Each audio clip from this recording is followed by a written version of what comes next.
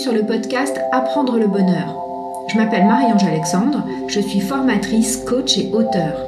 Dans ce podcast, je vous propose d'aller à la rencontre d'autres êtres humains, des petits, des grands, des femmes, des hommes, des non-binaires, des francophones pour la plupart, qu'ils soient d'ici ou d'ailleurs. En interrogeant toute cette diversité, je me suis dit que j'allais percer les secrets du bonheur. Il paraît que le bonheur ne se trouve pas dans la destination, mais bien dans le voyage tout entier. Je vous embarque avec moi ?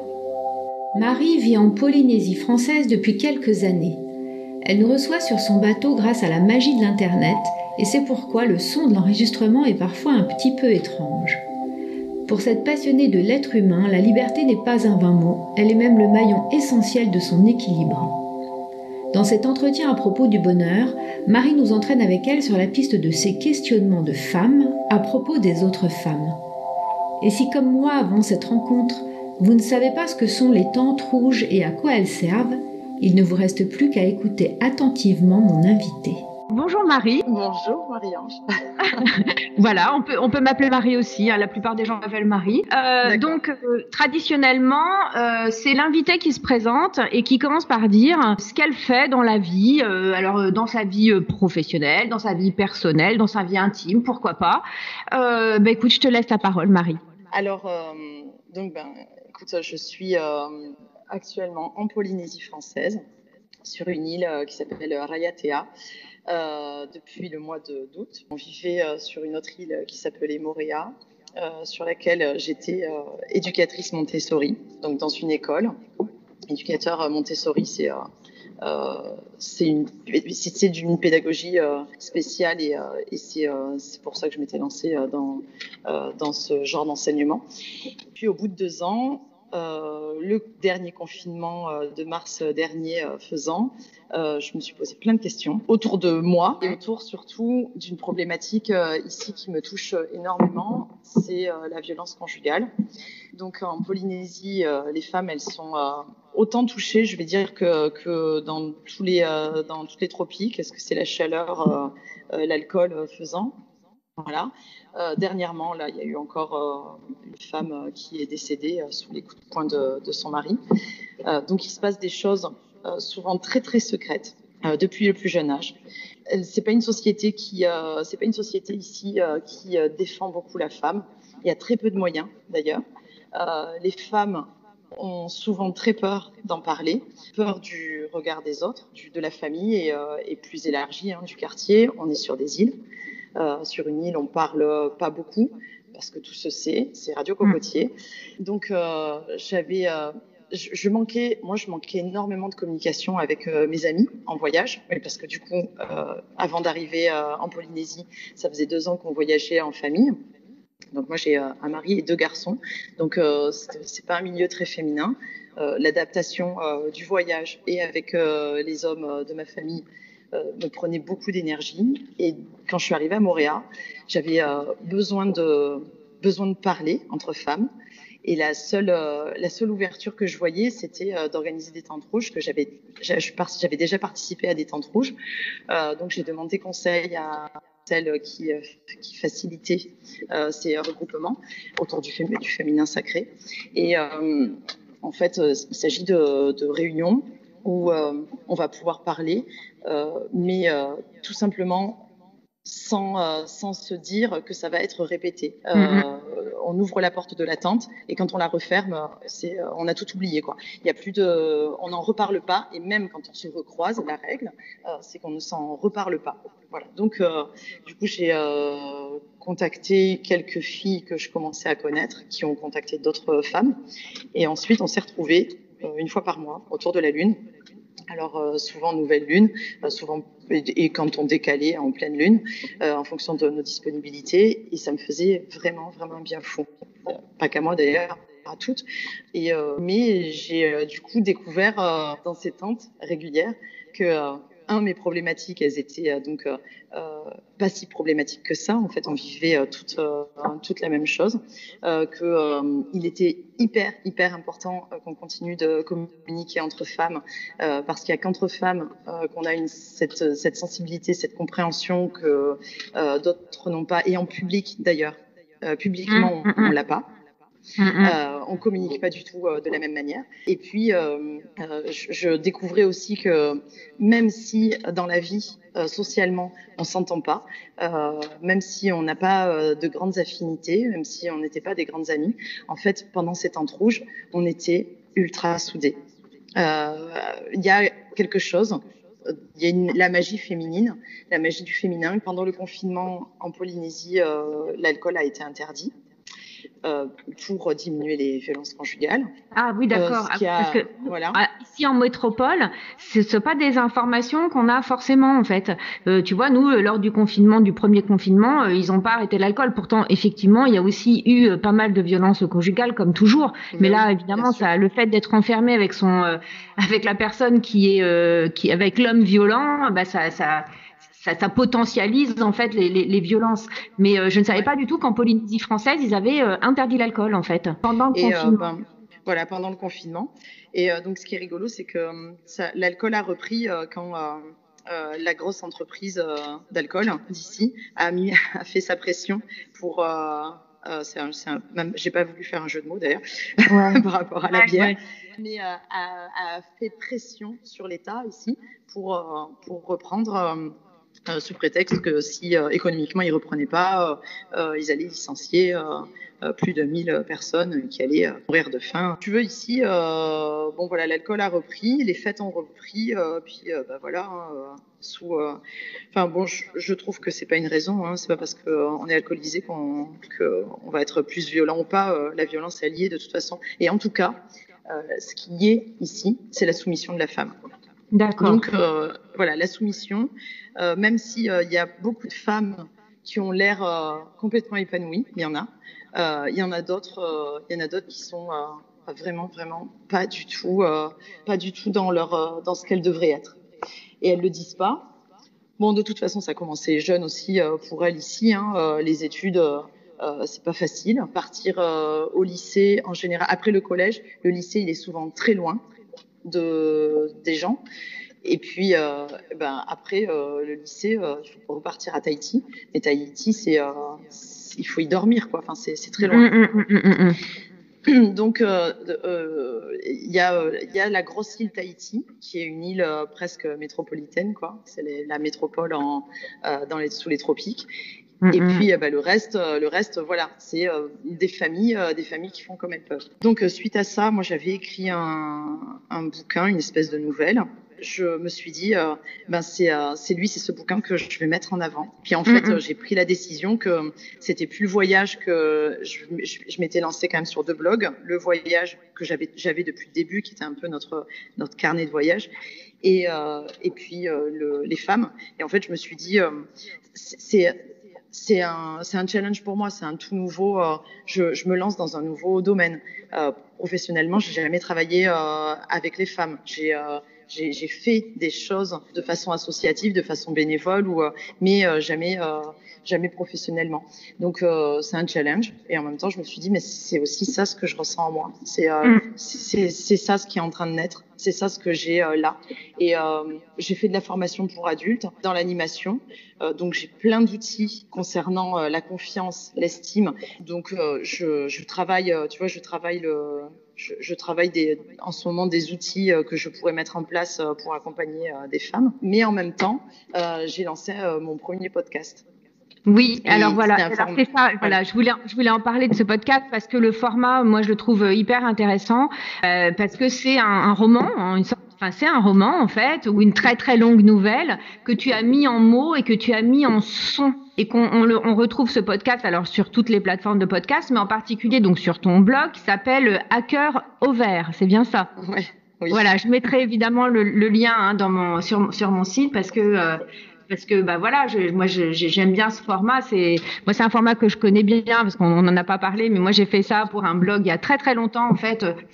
J'écrivais des textes et puis après je les lisais et je les mettais en son en fait, je sonorisais. J'aime beaucoup le montage en fait audio et donc j'ai fait ça pas mal de temps. Donc alors là actuellement, donc tu as 2 blogs, en fait. Tu as un blog qui est plutôt sur le voyage, c'est Baba's Trip, c'est bien ça? Baba's Trip, voilà. Qui est en fait notre carnet de voyage qui a tellement été remanié qu'il ressemble plus vraiment à rien. Il y a que les amis et la famille qui s'en sortent. D'accord. Mais voilà, ça c'est notre blog de voyage dans lequel, pendant un certain temps, j'avais mis tous les sons de voyage. Donc, ce que j'adore, enregistrer des sons. Et puis du coup, c'est encore, ça appelle au niveau de la mémoire, ça appelle encore d'autres images. Donc quand on se remet le son des femmes de Tafraout dans l'Atlas pendant la Journée internationale des femmes, tu vois, elles se sont mises à chanter, je les ai enregistrées. Moi, j'écoute ce son. C'est 1000 fois mieux qu'une vidéo ou des photos. Ça te transporte immédiatement. Ouais. Bien sûr. Tu vois, si j'avais pu emporter des odeurs, voilà. Bon, je peux pas emporter des odeurs. Malgré tout, on reconnaît parce que nous, on est dans la famille, on est des nez, tu vois, on a une sensibilité olfactive qui fait que quand on reconnaît ça, oh, t'as vu, là, on croyait, on a l'impression d'être au marché, là, en Thaïlande, dans tel endroit. Voilà. Il y a des petits souvenirs comme ça qui reviennent. Et le podcast, du coup, c'était l'occasion de mettre mes sons. Je savais pas où les mettre. Je les avais mis sur le site de voyage. Mais en fait, je pense qu'ils n'étaient pas écoutés parce qu'ils étaient juste posés. Voilà, c'était, tiens, je vois une petite piste audio, ça, c'est le son de tel endroit. Alors oui, peut-être qu'il y a 2-3 copains qui ont écouté. Mais en fait, là, le mettre dans l'ambiance de Virginie Portos, donc dans la tête de Virginie Portos, c'est le nom du podcast. C'était encore une invitation au voyage. Ça m'a carrément transformé mon bouquin. Tu vois, le montage son autour. Moi, j'ai pris beaucoup de plaisir à le faire. Et je l'ai fait même rapidement. Je me suis même étonnée de le faire aussi rapidement. C'est comme si voilà, le jour où je me suis décidée, c'était mûr, c'était là, et c'est sorti presque tout fait, quoi. Voilà. Ouais, mais sans doute qu'il s'était déjà construit en arrière-plan dans ta tête, en fait. Tu vois, en background un peu, ça a dû se faire, en fait. On va avancer un petit peu dans l'interview. Est-ce que, alors, tu nous as déjà parlé d'un certain nombre de tes réalisations, et est-ce qu'il y en a une sur laquelle tu voudrais qu'on fasse le focus, quelque chose dont tu es particulièrement fière? Ah oui, c'est vrai, cette question. Oui, en fait, c'est-à-dire que chaque chose que je fais, j'en suis ultra fière. Mais on va dire on pourrait dire que c'est en ce moment-là, disons qu'à chaque fois, je suis encore plus fière. Là, c'est celle que je suis en train de faire en ce moment. Donc, je vais t'expliquer. J'ai hésité, puis en fait, voilà, je peux te dire un petit peu ce que je fais, parce que depuis le moment où on s'est contacté, entre-temps, j'ai bien avancé. Ouais. Et donc, je suis en train de me faire prendre dans un engrenage magnifique. Donc, les femmes, toujours les femmes. Cette histoire de podcast, j'ai eu des retours de femmes qui étaient très touchées. Donc, je me suis dit, allez, c'est bon, je tiens le bon bout, je continue. Et je continue sur l'audio. Donc, je pensais pas faire quelque chose de très local au départ. J'ai dit, derrière mon blog, là, je suis un peu protégée. Sauf qu'au fur et à mesure, les gens me demandaient ce que je faisais ici. J'ai commencé à en parler. Et puis, en fait, j'ai senti que je pouvais peut-être interviewer des femmes ici, localement. Donc, je me suis mis à en parler. Et puis, j'ai en ce moment 12 profils de femmes que je vais rencontrer. Je me suis dit, alors je fais je me donne une idée sans date, sans mise en projet. C'est pas un projet. Donc, je pars sur le 8 mars prochain, la Journée internationale des droits de la femme. Ici, il y a jamais trop grand chose qui se fait. C'est l'occasion. Il y a quelque chose d'émergent. Et donc, ce que je suis en train de faire, c'est de mettre en lien. Alors ça, c'est toujours ce que j'adore. C'est ça ma vie. Je suis une araignée. Je mets en lien les gens et je mets en lien des femmes qui s'étaient pas encore rencontrées, qui avaient entendu parler, mais par timidité, par humilité, s'étaient pas rencontrées. Et je mets en lien en ce moment des femmes et je compte bien qu'on fasse quelque chose d'extraordinaire pour pour ce jour, pour cette fête du 8 mars. Mais entre-temps, en fait, ce qui se passe, c'est que je les interviewe en leur expliquant que pour moi, ce sont des femmes inspirantes, même si toutes les femmes sont inspirantes. Mais celles-ci, elles ont quelque chose que je ressens de particulier. Donc, à chaque fois que je les interviewe, je suis pas déçue parce que c'était exactement ce que j'avais ressenti. Elles ont quelque chose d'incroyable. Mais alors, d'incroyable. Entre la femme de loi, j'ai la femme de poigne. La femme de poigne, elle n'a pas une seule pensée négative contre elle-même, par exemple. Et ce qui fait que, du coup, c'est elle, par exemple, c'est son secret. Et elle pouvait faire figure inspirante ici sur l'île. Mais avec tout ce qu'elle a raconté là, on a envie de la suivre, on a envie de faire pareil, on a envie de l'appeler tous les jours pour nous donner une petite pensée positive. Elle est incroyable. Ouais. Elle se un laisse petit shoot pas faire de positivisme. Ouais, c'est ça. Ouais. Voilà. La femme de loi, c'est le courage. Elle est restée sur ses deux pieds malgré tout toute sa vie. C'est une femme sorcière, soignante, qui est incroyable, qui est proche de la nature et des âmes. Enfin voilà. Et puis voilà, j'ai les femmes sportives. Ici, c'est le sport. C'est beaucoup donné aux hommes, notamment la pirogue, la pirogue à rame, les rameuses. Donc voilà, là, les rameuses, elles sont incroyables. Elles ont ici, on appelle, il y a un mot c'est le tahoe. Tahoe, en tahitien, ça veut dire l'unisson. En fait, c'est l'énergie qui ressort de l'union ensemble. Et quand on rame ensemble, les gens disent voilà, ce qu'on recherche, c'est ça. C'est l'ultime chose qu'on a qui va nous faire avancer vite et bien. C'est le tahoe. Les femmes, elles le figurent bien. C'est vraiment, elles ont ce truc ensemble. Enfin, ce qui dégage, tu vois, même moi avec des mots là, je peux pas te le décrire. C'est quelque chose d'incroyable. C'est quelque chose qu'elles vivent, mais qu'elles ont en elles d'une pratique de 30 ans, quoi. Enfin, chacune, et sûrement qu'elles portent ancestralement. Voilà, c'est incroyable.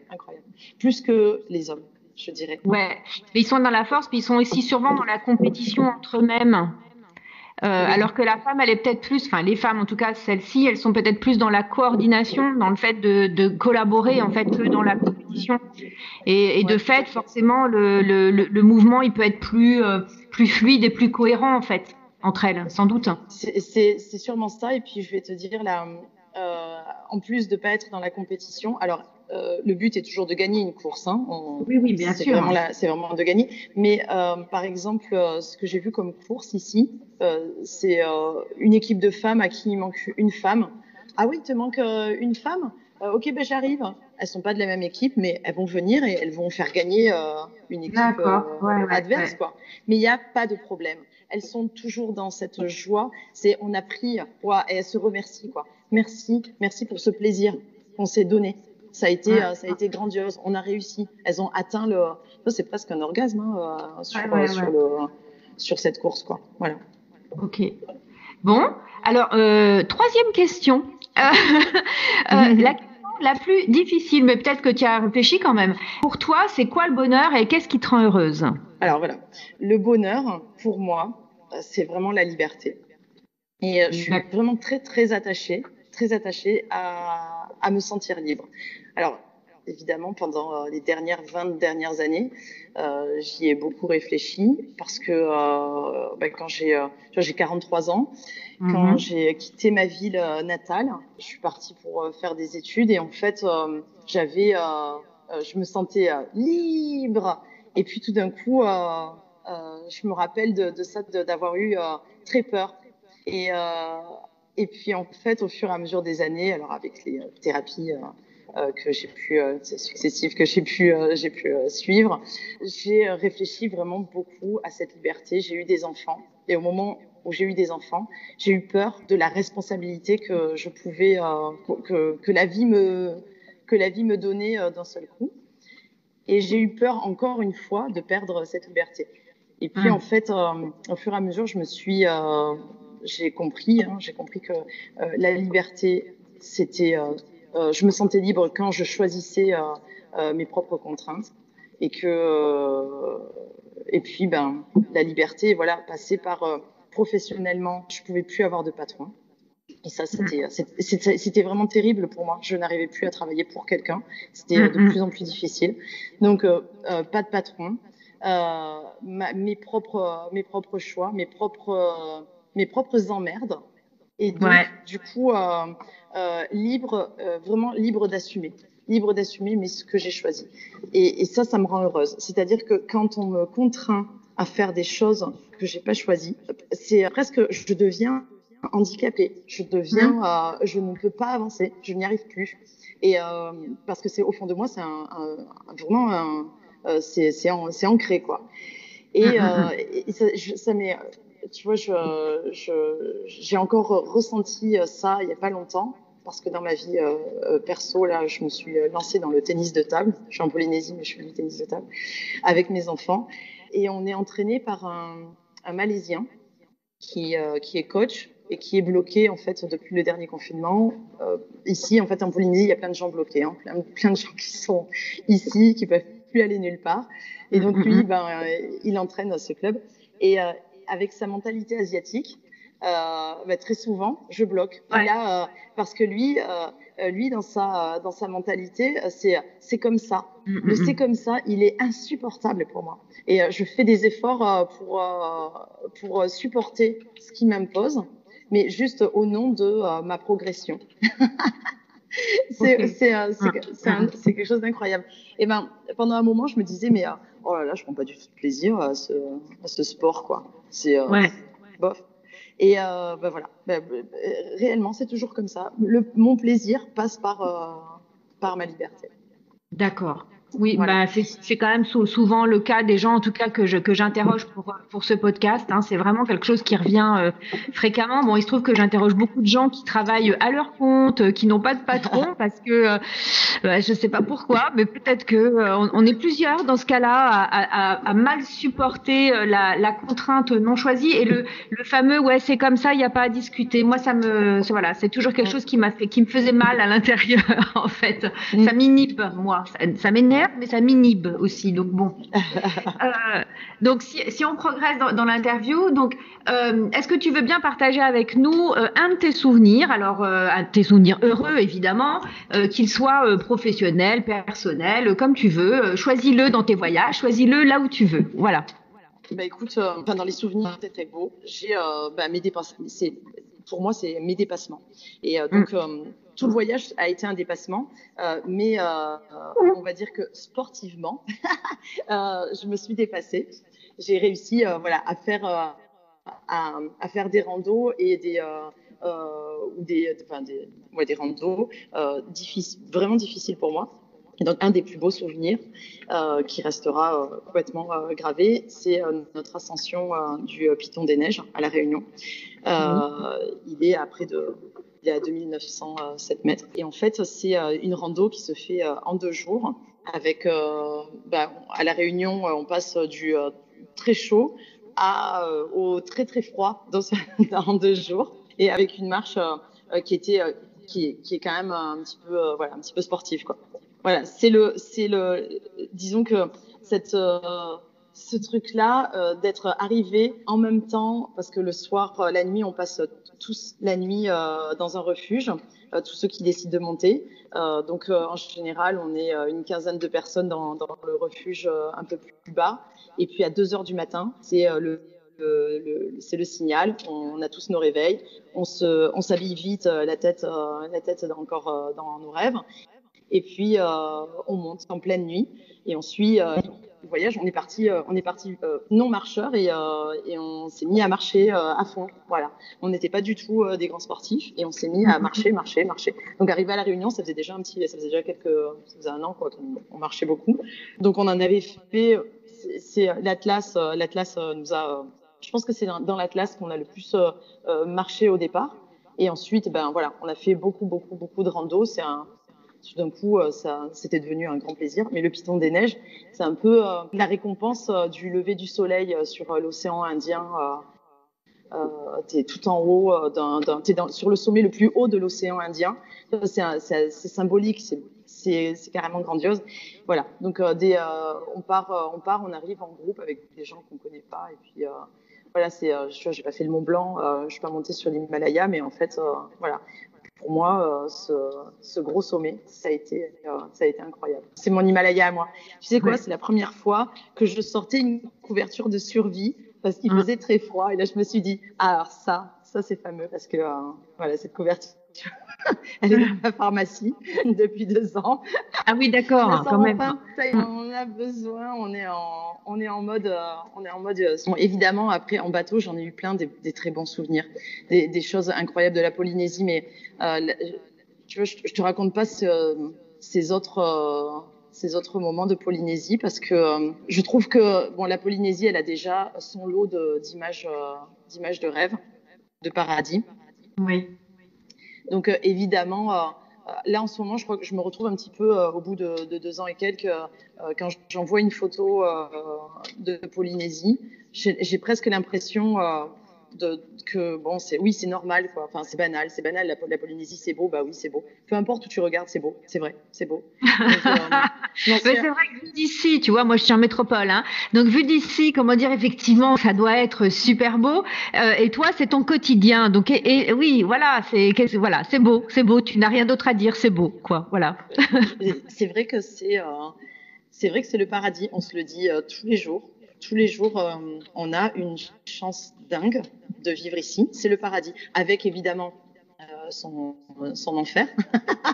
mais au niveau image, au niveau couleur, c'est carrément grandiose. Alors voilà, peut-être que quand je serai partie de Polynésie, si un jour je pars, la Polynésie restera sûrement le top de mes bons souvenirs de la vie.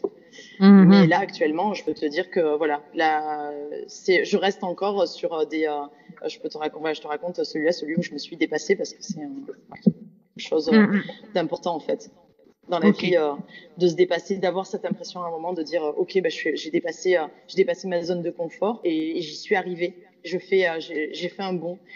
On en fait tous des bons, mais là celui-là il était important. Ouais, bah ouais, j'imagine, ouais.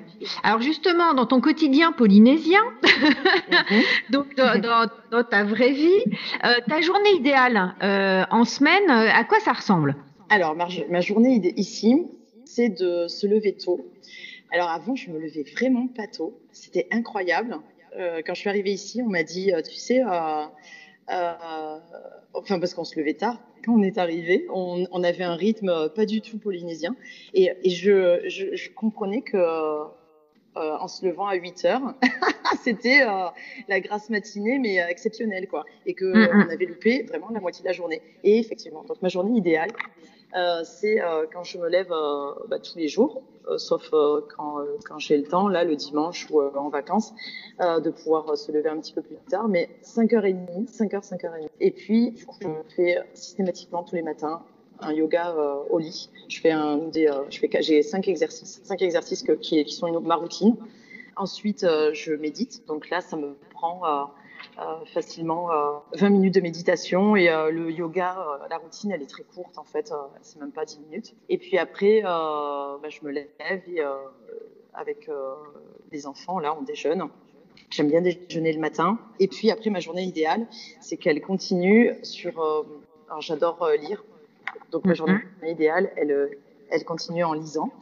Prenant du temps à lire de bon matin, au soleil ou à l'ombre du soleil quand il est trop chaud. En plus,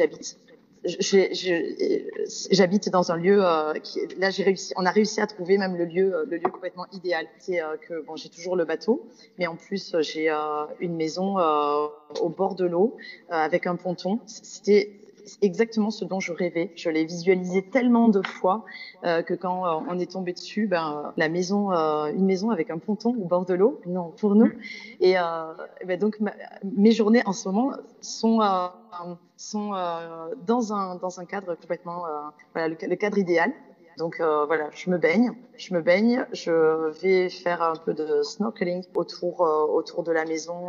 Il y a des super coraux, des poissons grandioses. Là en ce moment en plus, c'est la saison aussi des naissances. Donc on a des bancs de poissons de partout qui viennent de naître. Donc c'est ultra beau. Et Donc ensuite, j'aime pouvoir avoir le temps d'avoir des copains qui viennent, de pouvoir discuter. Je suis une bavarde et donc j'aime beaucoup passer des moments à discuter. On a des copains qui passent en bateau. Là, souvent, en fait, au fur et à mesure d'avoir voyagé en bateau aussi, il y a des voyageurs. On aime bien accueillir des voyageurs, beaucoup de copains voyageurs qui viennent. Donc dans la journée idéale, c'est l'échange et l'échange autour des repas. Donc après, je passe beaucoup de temps à penser à ce que je vais cueillir, que je vais aller acheter comme fruits et légumes et comment je vais les préparer. Voilà. Et la journée se termine très souvent autour d'un bon repas à discuter en famille, entre amis. Voilà. Je dirais que cette journée idéale, je l'ai souvent. Voilà. J'ai réussi à avoir souvent des journées idéales. Bon, alors parce qu'après la case d'après c'est et ta journée rêvée ce serait quoi? Mais j'ai l'impression que c'est la même en fait. Donc pas dis-moi. Oui, c'est en fait c'est ça ce qui est fou ici, c'est que c'est comme si voilà, ici il y a quelque chose de avec la destination Polynésie et le fait qu'on ait dit c'est bon alors on s'y installe. J'ai l'impression que au départ vraiment cette destination elle se méritait, c'est-à-dire que quand on s'y installe, on s'adapte, il faut vraiment s'adapter complètement aux pratiques locales, à tout, au rythme local. Mais une fois qu'on a accepté la donne, tout est là. Tout est là. Alors c'est vraiment l'abondance est là. L'abondance est vraiment là. Mais la seule condition ici, c'est de ne pas lutter. Il faut prendre les choses exactement comme elles sont. Et du moment où quand je sens bien qu'il y a, tu vois, même si dans mon cycle féminin, il y a des jours où je suis tellement pas en phase que je pourrais être n'importe où dans le monde. Hein, d'ailleurs, c'est pour moi des journées pourries. Je ne ressens pas la Polynésie. Là, ça me touche pas. Il y a rien que je trouve beau. Tout m'énerve, voilà. Mais en fait, à part ces moments ces 2 jours dans mon cycle de lutte interne, le reste du temps, je suis dans c'est le flow, quoi, tu vois. C'est une espèce de et donc j'en ai toujours rêvé et je trouve ça incroyable. J'en ai toujours rêvé, toujours. Et chaque jour, hein, je peux te dire, chaque jour, j'ouvre les yeux sur une nouvelle chose en faisant oh, il y a même ça. Même ça, ça y est, même, voilà, le rêve initial en fait s'incarne, la prend vie de jour en jour. Ouais. Ouais. Et alors, et tout ce que je dis, tu vois, là, je me rends compte aussi que ça peut faire rêver, que toutes les images de Polynésie peuvent faire rêver, et en même temps, voilà. Pourquoi j'ai arrêté, pourquoi je me suis dit je ne veux pas partir sur le blog voyage, c'est que tous ces lieux touristiques, enfin tous ces lieux qui rêvaient, du coup qui deviennent très touristiques, sont saccagées par le tourisme. Alors malheureusement, économiquement, les gens ici qui s'étaient donnés à fond sur le tourisme, enfin qui pensaient vivre du tourisme ad vitam aeternam, se retrouvent un petit peu en crise économique et financière là. Mais par contre, on respire, quoi. On respire de nouveau. Il n'y a plus des bateaux de croisière sans arrêt qui font escale avec monsieur et madame 1000 kilos avec leur appareil photo, leur sac et qui exigent tout du paradis, quoi. La danseuse, la noix de coco fraîche, le collier de fleurs. Allez, moi je veux du folklore. Allez, hop. Là, non, ça y est. Les gens, tu les vois bien, là, ils revivent normalement. Parce que non, la Polynésie, c'est pas la danseuse avec son collier de fleurs et son pagne. Oui, on aime mettre des fleurs à l'oreille. On aime se mettre des couronnes de fleurs parce que c'est aussi beau qu'un bijou. Enfin, on se fait des bijoux avec la nature, mais heureusement, on n'est pas tout le temps en train de faire ging ging ging ging ging ging avec. Enfin voilà, c'est pas Hawaï, c'est pas la petite danseuse hawaïenne. Je pense que là, les gens, ils respirent un petit peu à être normaux, quoi. Voilà, j'hésite à parler de la Polynésie comme ça, même si en fait je peux pas mentir, hein, réellement c'est idéal, mais c'est sûrement pas idéal pour tout le monde de la manière dont nous on le vit. Tu vois, on le vit, il faut le vivre très simplement. Il ne faut pas du tout chercher plus que ce qu'il y a. Voilà. Ok. Alors justement, alors ça sera peut-être lié, je ne sais pas, mais est-ce que tu as envie de donner un conseil pour être plus heureux, pour mieux profiter de la vie aux gens en fait qui vont nous écouter? Si tu avais un conseil à donner, ça serait quoi? Je dis toujours la même chose, c'est en premier méditer. Pour moi, il y a que c'est la première porte d'entrée. C'est-à-dire que je vois pas comment on pourrait partir courir à la recherche du bonheur. Le bonheur est dans le pré, cours-y vite, tu vois.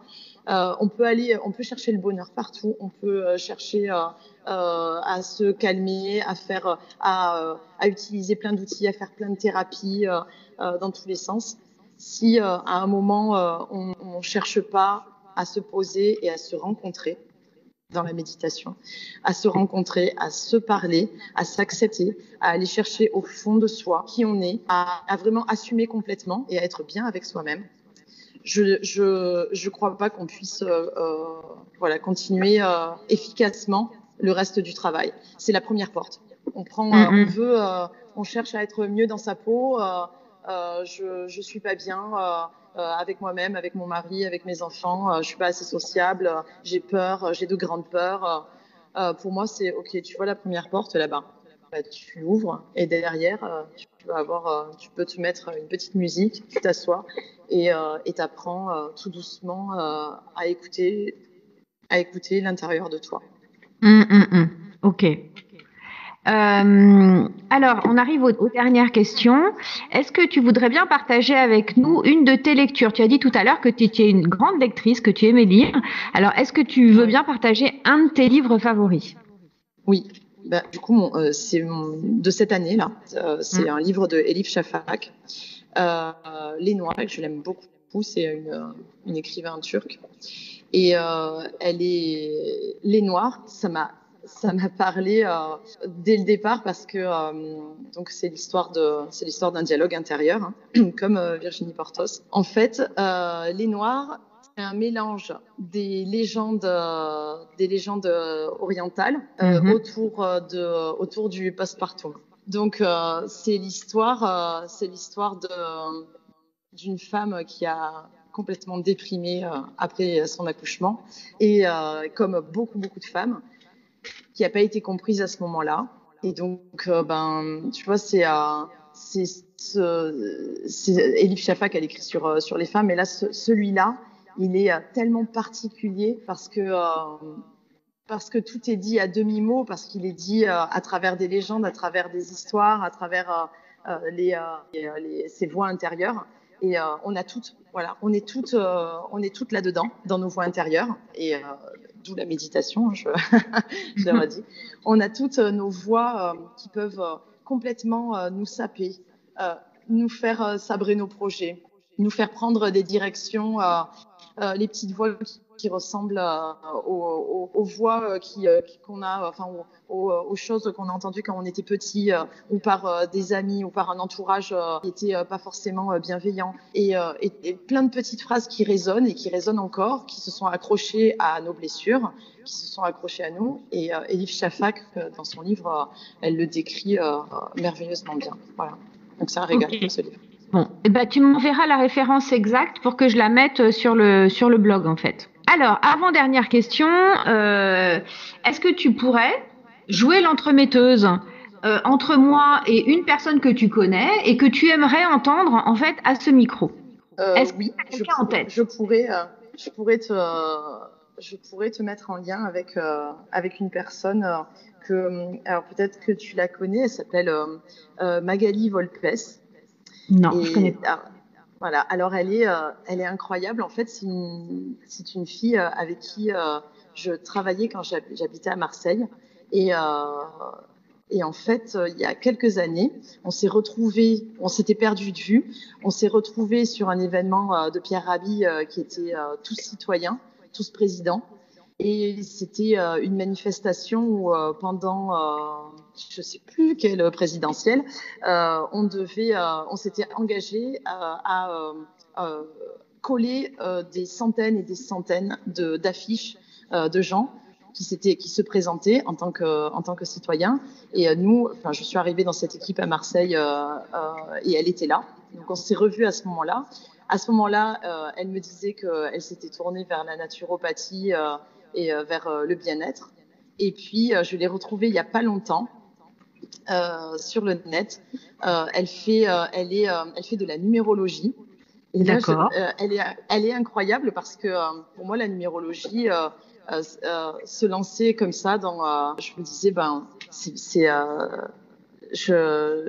il faut que je combatte, un peu mes vieilles idées, quoi, parce que je trouvais ça vraiment très très perché.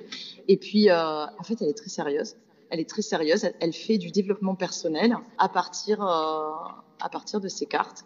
Et donc, je vais te mettre en lien avec plaisir avec elle, parce qu'elle est quand même incroyable. Voilà. Ah bah écoute, ça sera aussi une manière pour moi de me confronter à des idées qui ne sont pas du tout les miennes. Hein, et voilà le côté un petit peu perché. Moi, je comprends que c'est quelque chose qui a une tendance à me, à me heurter d'emblée. Mais justement, c'est vachement bien parce que si tu dis qu'elle utilise en fait cette numérologie pour faire du développement personnel, c'est une approche qui pourrait être très intéressante. Je connais moi par ailleurs, je les connais pas personnellement, mais je connais une psychologue clinicienne qui a créé elle aussi un jeu de cartes et qui lui permet en fait de pacifier la relation qu'elle a avec certains patients, et je trouve que c'est quand même ça peut être intéressant. Alors ça ressemble à elle aussi à un jeu de cartes de tarot, mais elle utilise en fait ce jeu de cartes d'une manière extrêmement fine et qui vraiment est très intéressante. Donc écoute, j'ai hâte j'ai hâte de rencontrer virtuellement sans doute cette personne. Et enfin maintenant c'est la dernière question. Est-ce que tu peux bien nous parler de tes projets, de tes rêves, de tes défis pour la suite, même si tu as commencé un petit peu à en parler au tout début de l'interview? Ouais.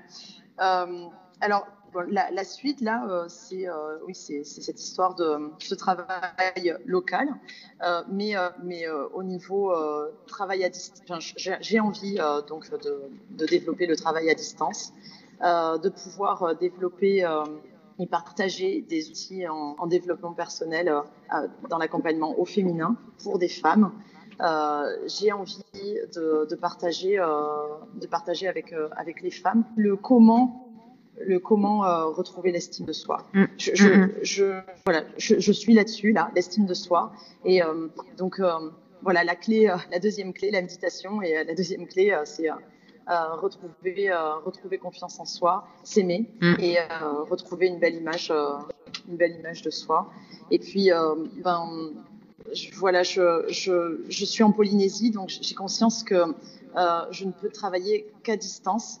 Localement, je fais ce travail-là avec les femmes, interview et mise en lien, et peut-être que je ferai quelque chose de façon, alors ici plus bénévole ou d'échange. Et ici, c'est pas en Polynésie là que j'arriverai à en vivre de mon travail, ou peut-être, je me trompe peut-être. Mais du coup, financièrement, mon projet professionnel, il est vraiment à distance.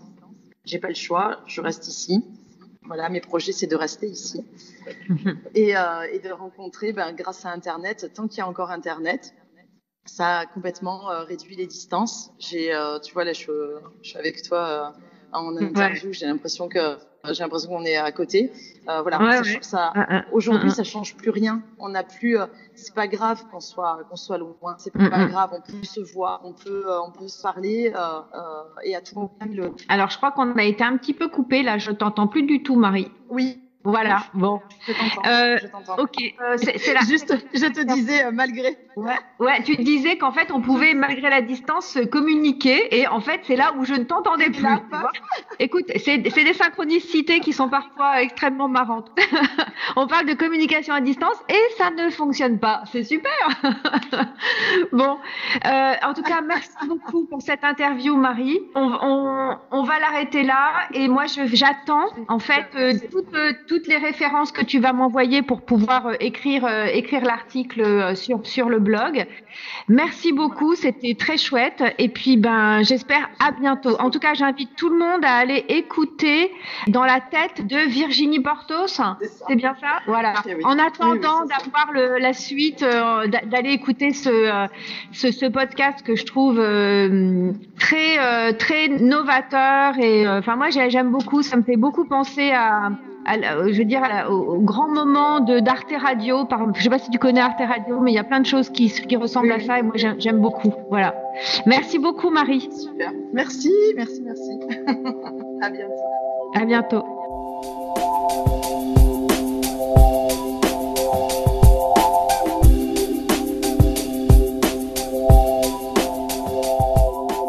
Vous trouverez toutes les références citées dans ce podcast sur le site simplepratique.net. N'hésitez pas à y déposer un commentaire. Apprendre le bonheur est désormais disponible sur iTunes, Spotify et Deezer, et ce serait vraiment très chouette de votre part de le noter sur votre plateforme préférée pour le faire connaître. Merci beaucoup et à bientôt pour un prochain podcast.